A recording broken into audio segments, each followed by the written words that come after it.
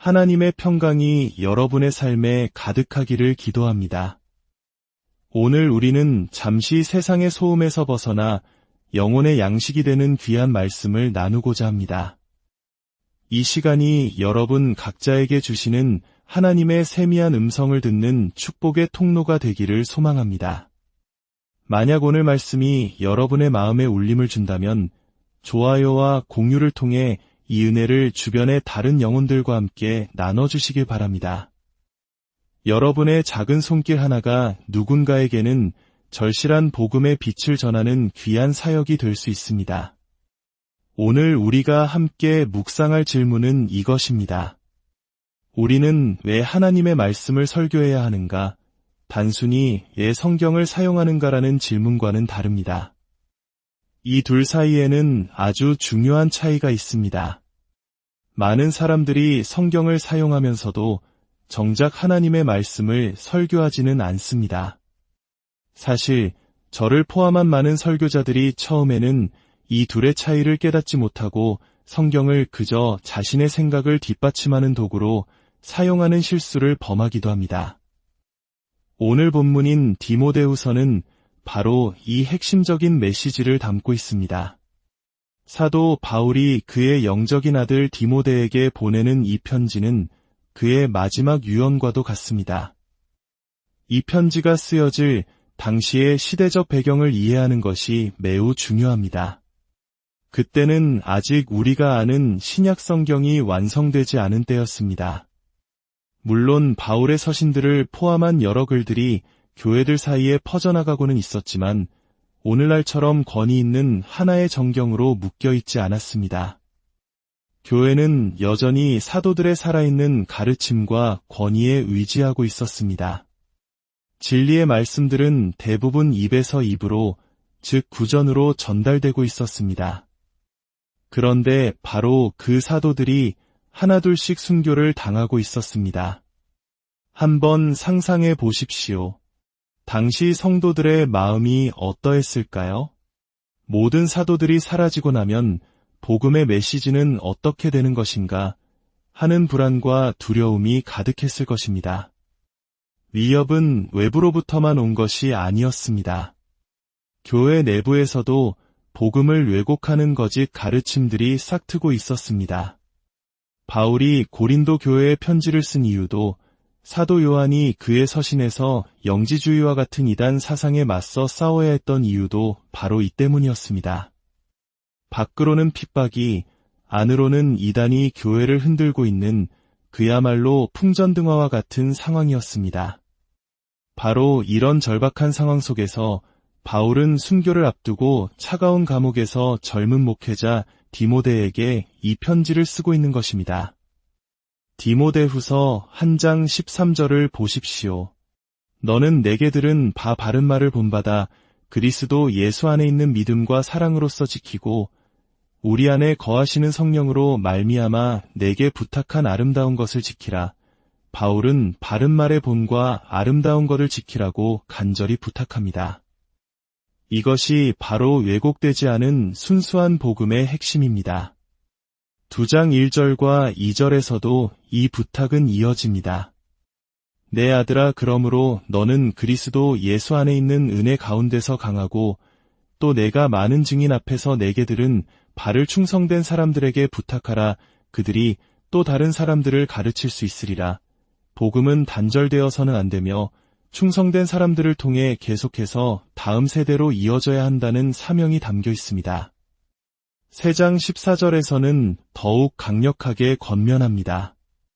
그러나 너는 배우고 확신한 일에 거하라. 너는 내가 누구에게서 배운 것을 알며 또 어려서부터 성경을 알았나니 성경은 능히 너로 하여금 그리스도 예수 안에 있는 믿음으로 말미암아 구원에 이르는 지혜가 있게 하느니라.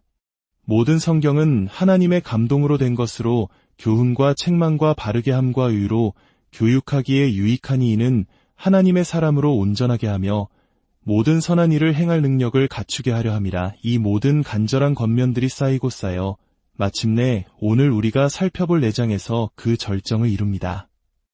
이것은 단순한 조언이 아니라 하늘과 땅의 모든 권세를 가지신 분의 이름으로 명하는 지엄한 명령입니다. 4장 1절과 2절입니다. 하나님 앞과 살아있는 자와 죽은 자를 심판하실 그리스도 예수 앞에서 그가 나타나실 것과 그의 나라를 두고 엄히 명하노니 너는 말씀을 전파하라. 때를 얻든지 못 얻든지 항상 힘쓰라. 범사에 오래 참음과 가르침으로 경책하며 경계하며 권하라.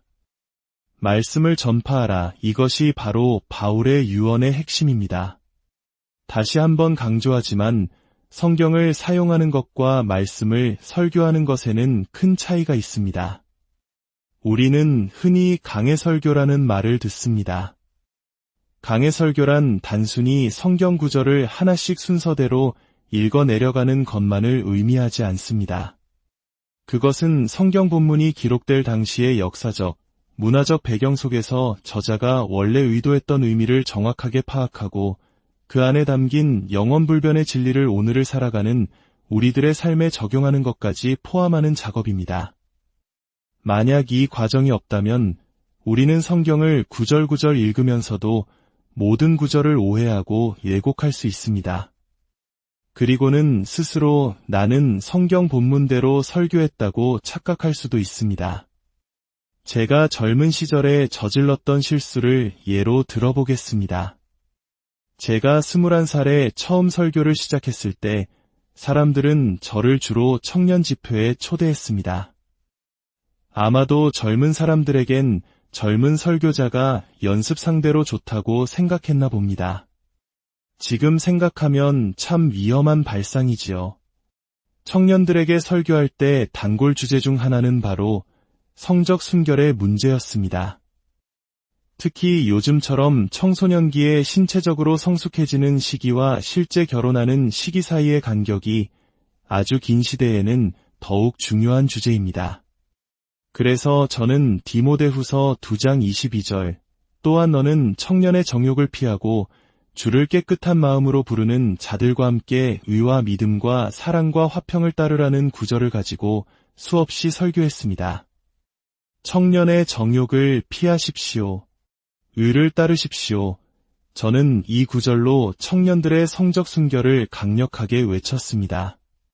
하지만 여기에는 작은 문제가 있었습니다. 사실 이 구절은 성적 순결과는 거의, 아니 전혀 관련이 없는 말씀입니다.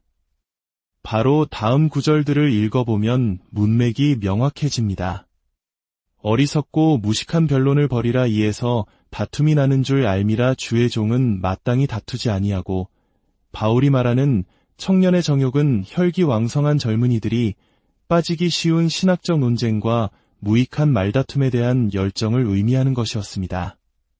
저는 좋은 의도를 가지고 있었지만 결국 성경 구절을 그 본래의 문맥에서 억지로 떼어내어 제 목적에 맞게 구부린 것입니다.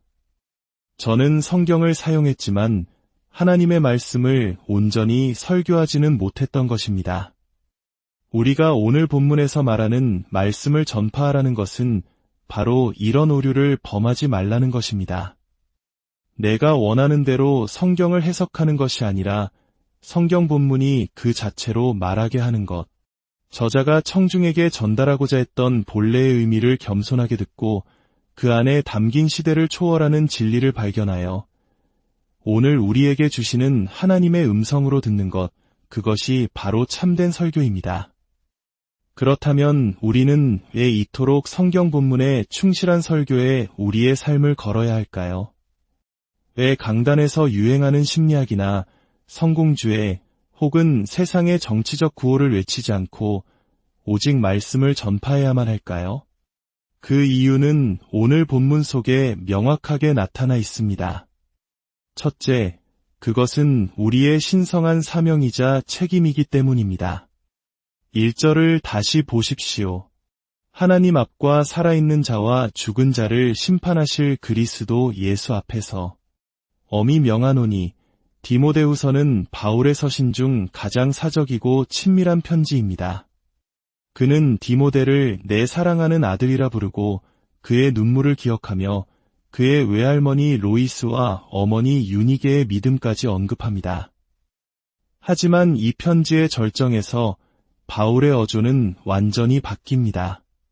개인적이고 비공식적인 어투에서 지극히 공식적이고 엄중한 명령의 형태로 바뀝니다. 이것은 마치 한나라의 최고 사령관인 장군이 자신의 사랑하는 손자의 임관식에서 직접 계급장을 달아주는 장면과 같습니다.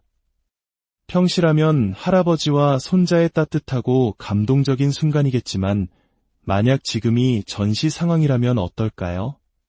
그 장군은 단순히 할아버지가 아니라 그의 손자를 생사가 오가는 전쟁터로 보내는 지휘관의 입장에서 명령하는 것입니다.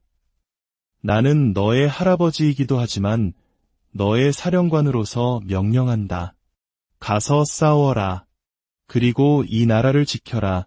바울이 지금 디모데에게 하고 있는 것이 바로 이것입니다. 나는 너의 영적 아버지이지만 이제는 그리스도 예수의 사도로서 만왕의 왕이신 그분의 이름으로 너에게 엄히 명한다. 이것은 장난이 아닙니다.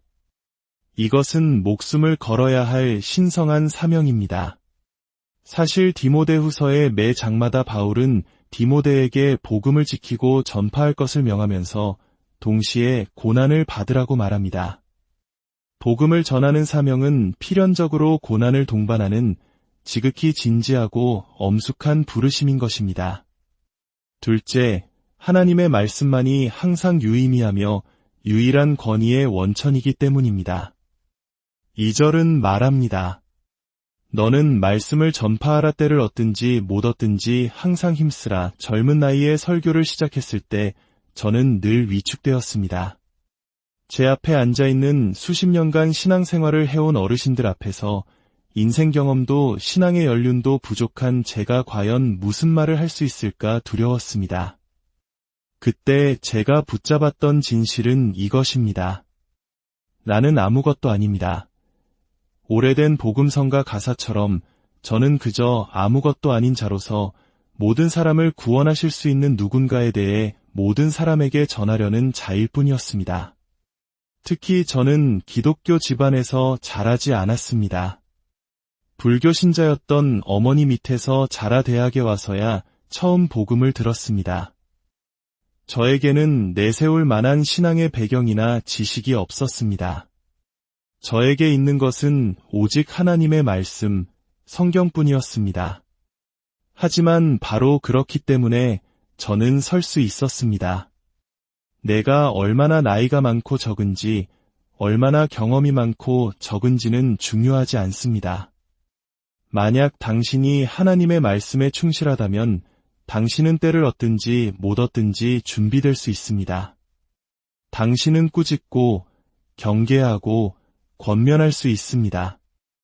왜냐하면 그것은 당신의 말이 아니라 하나님의 말씀이기 때문입니다. 저는 우편 배달부와 같습니다. 저는 편지를 쓰지 않습니다. 그저 배달할 뿐입니다. 우리가 하나님의 말씀에 우리 자신을 온전히 맡길 때 그 말씀의 권위는 흔들리지 않고 명확하게 드러납니다. 셋째, 우리는 말씀을 전파해야만 합니다. 왜냐하면 그렇게 하지 않으려는 유혹이 너무나 강하기 때문입니다. 3절은 이렇게 경고합니다. 때가 이르리니 사람이 바른 교훈을 받지 아니하며 기가 가려워서 자기의 사욕을 따를 스승을 많이 두고 어떤 거짓 교사들은 수만 명이 모이는 거대한 교회를 이루는데 진실하게 말씀을 전하는 목회자들은 작은 교회에서 힘들게 사역하는 경우가 많을까요? 그 이유는 바로 성경이 진리이기 때문입니다. 3절 말씀 그대로입니다. 사람들은 자신의 귀를 즐겁게 해주고 자신의 욕망을 채워주는 달콤한 말을 듣고 싶어 합니다. 이러한 현실 속에서 우리 역시 말씀을 전하겠다는 굳은 결심이 없다면 타협의 유혹에 빠지기 쉽습니다. 우리는 주변의 거대한 교회들을 보며 생각합니다. 어쩌면 우리 메시지의 날카로운 모서리를 조금 깎아내야 할지도 몰라. 죄에 대한 설교는 사람들이 불편해하니 조금 줄이고 논쟁적인 주제는 피하고 설교 시간도 짧게 하고 어려운 신학이나 교리 대신 듣기 좋은 심리 상담 같은 이야기를 더 많이 해야 할지도 몰라. 그렇게 조금씩 메시지의 모서리를 깎아내다 보면 결국 우리 자신이 사람들의 가려운 귀를 긁어주는 스승이 되어버리고 맙니다. 사람들을 무엇으로 얻었든지 그들은 바로 그것 때문에 모여든 것입니다. 만약 우리가 처음부터 하나님의 말씀을 선포하고 그 결과는 주님께 맡기겠다는 분명한 헌신이 없다면 우리는 반드시 타협의 유혹에 무너질 것입니다. 넷째, 말씀만이 거짓된 신화에 대한 유일한 해독제이기 때문입니다. 4절은 말합니다. 또 그 귀를 진리에서 돌이켜 허탄한 이야기를 따르리라. 사람들은 진리를 떠나 거짓된 신화와 허탄한 이야기로 방황하는 경향이 있습니다. 이 거짓에 대한 유일한 해독제는 무엇일까요? 바로 진리입니다. 다시 한번 디모데가 처한 상황을 기억해 보십시오. 신약 성경도 완성되지 않고 사도들은 흩어지고 교회는 안팎의 위협으로 흔들리는 시대였습니다.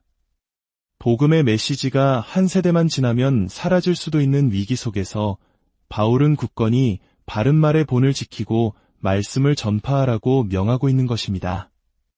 그래야만 모든 거짓 신화가 진리 앞에서 무너질 수 있기 때문입니다. 이것은 오늘날 우리에게도 동일하게 적용됩니다.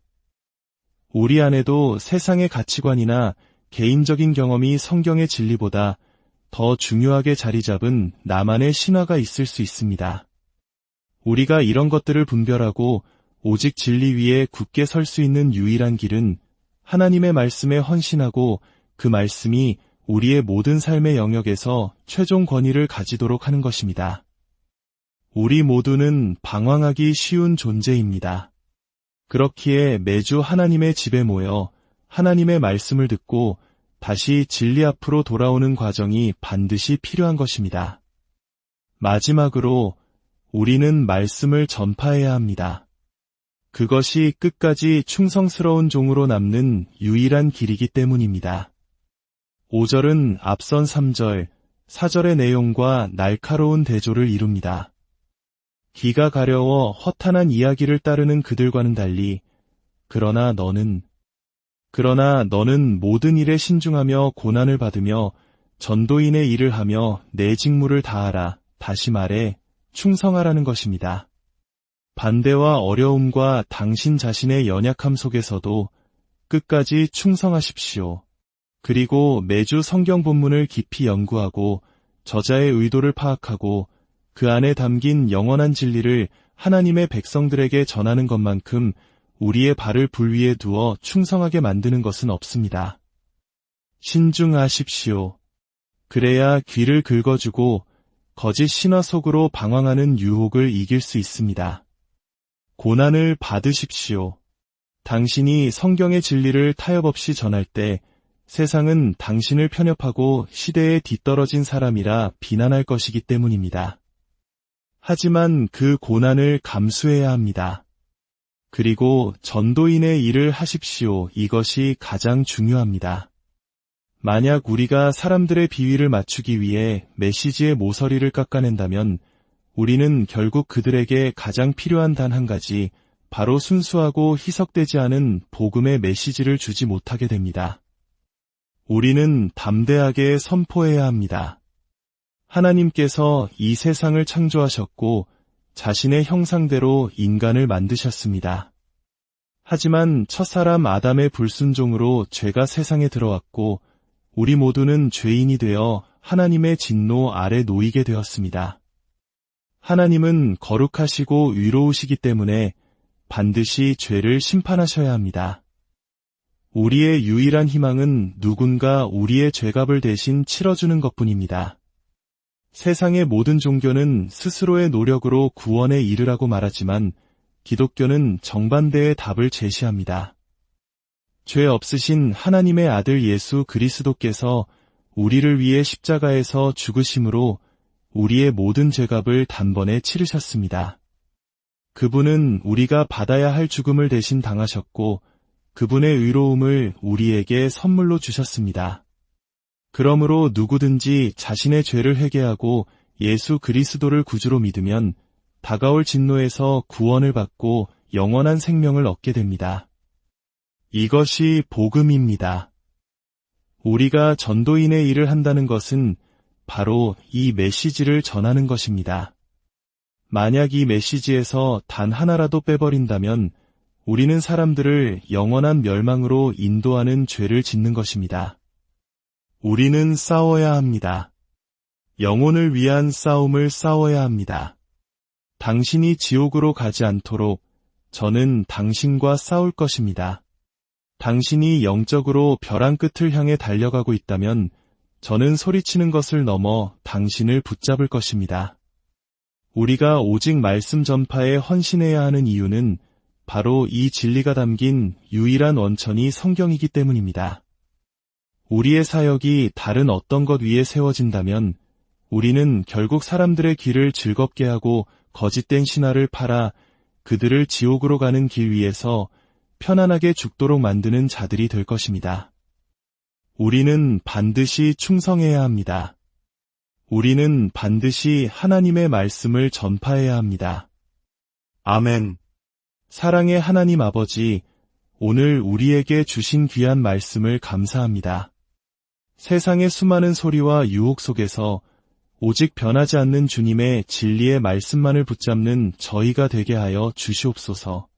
저희에게 맡겨주신 이 신성한 사명을 감당할 용기와 지혜를 더하여 주시고 때를 얻든지 못 얻든지 복음을 전하는 충성스러운 증인의 삶을 살게 하옵소서.